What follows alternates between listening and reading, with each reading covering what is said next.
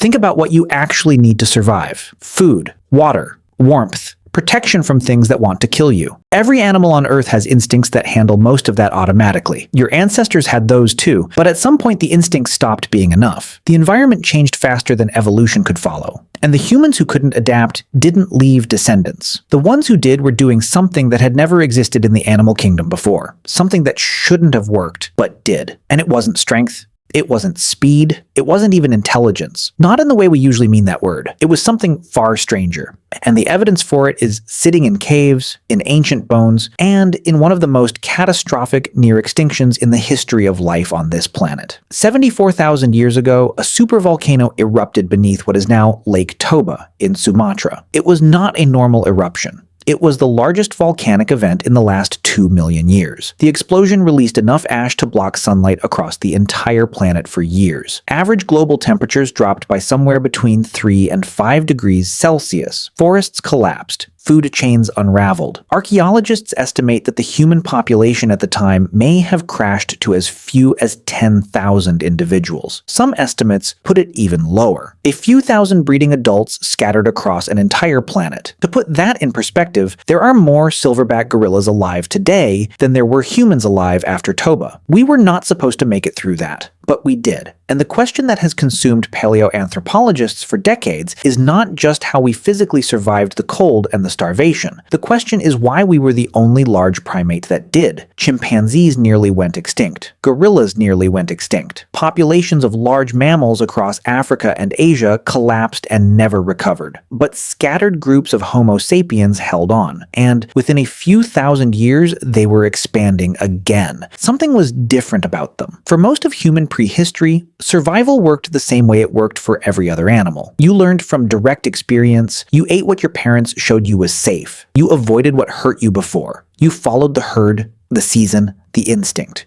It was enough when the world was stable, but the world kept not being stable. Ice ages came and went. Droughts lasted centuries. Coastlines shifted. The animals that had fed entire populations disappeared or migrated somewhere unreachable. Every other species responded to environmental collapse the same way. They either adapted biologically over thousands of generations or they died. There was no third option. Humans found a third option. Somewhere between 100,000 and 50,000 years ago, evidence begins appearing in the archaeological record that looks nothing like what came before. Not just better tools, different tools. Tools designed for environments the toolmaker had never personally visited. Fish hooks found hundreds of miles from the nearest coastline. Pigments traded across territories no single group could have crossed alone. Needles carved from bone. Not for function. For clothing tailored to specific temperatures. These weren't instincts. These were instructions. Passed from person to person, group to group, across distances no individual could survive alone. In 2009, evolutionary biologist Joseph Henrich at Harvard published a paper that reframed how scientists think about human survival entirely. His argument was simple and deeply uncomfortable. He said that humans are not nearly as individually intelligent as we believe. A single human, stripped of everything their culture taught them, dropped into almost any demanding environment, will die. Not because they are weak or stupid, because the knowledge required to survive in any specific environment is too vast, too detailed, and too hard-won for any one mind to hold alone. Henrich pointed to a case that proved it in the starkest possible terms. In the 1840s, the Franklin expedition set out to chart the Northwest Passage. It was staffed by 129 of the most educated, well-equipped men the British Empire could assemble. They had the best maps available. They had tinned food, scientific instruments, and years of naval training. They became trapped in the ice near King William Island, and every single one of them died. Meanwhile, the Inuit people had been living in that exact environment for thousands of years. Same ice.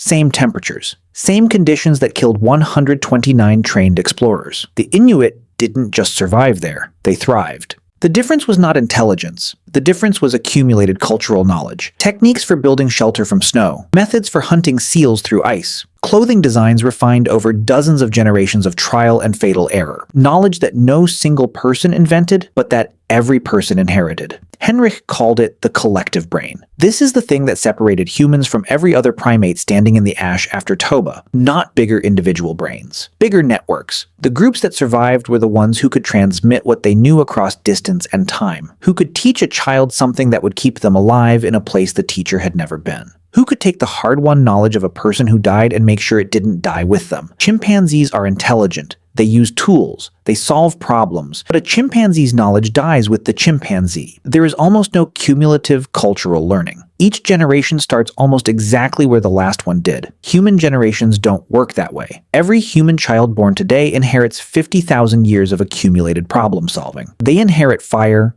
agriculture, medicine, shelter technology, language, mathematics, not because they figured any of it out, but because someone before them did and then told someone else, and the chain never broke. That unbroken chain is the real reason you exist. But here's the part that almost nobody talks about. The collective brain only works if the network holds. And the network only holds if people are willing to cooperate with strangers. This is not as obvious as it sounds. Every other primate cooperates within their immediate group. Chimpanzee bands number around 50. They cooperate fiercely within that band. They treat every chimp outside it as a potential threat. For most of evolutionary history, humans worked roughly the same way. But at some point, something changed. Archaeologists have found evidence of trade networks operating across hundreds of miles as far back as 300,000 years ago. Obsidian from volcanic sources, shells from coastlines. Ochre pigments moved far beyond any single group's territory. These materials weren't just being collected by travelers, they were being traded through chains of groups who had never met each other, passing objects hand to hand across distances none of them could cross alone. To do that, you need something chimpanzees have never developed. You need the ability to extend trust to a stranger. And to extend trust to a stranger,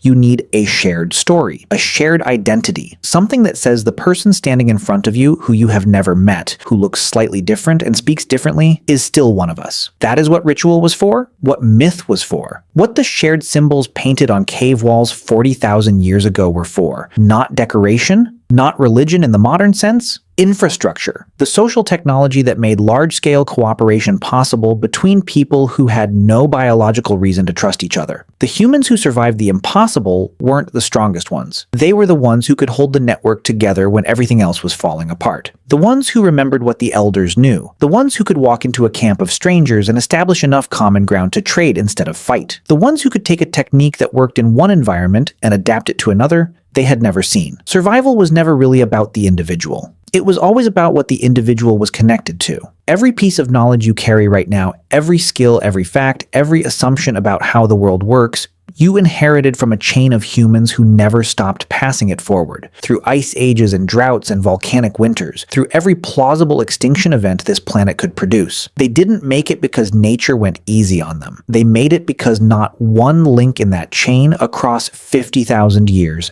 ever chose to break it. And the only reason you're here to think about any of this is because every single one of them held on long enough to tell someone else what they knew.